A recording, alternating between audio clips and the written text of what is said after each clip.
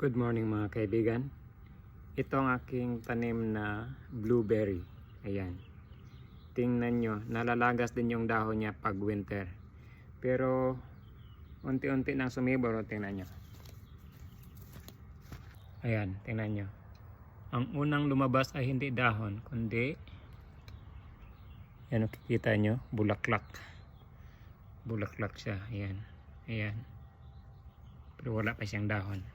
Unang lumabas yung bulaklak sa dahon.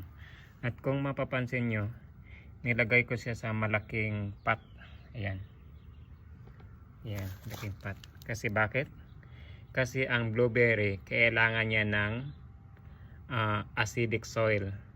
So hindi siya basta-basta nabubuhay sa ordinary na na lupa. Ito may nilagay ako dito na parang powder na para tumaas yung level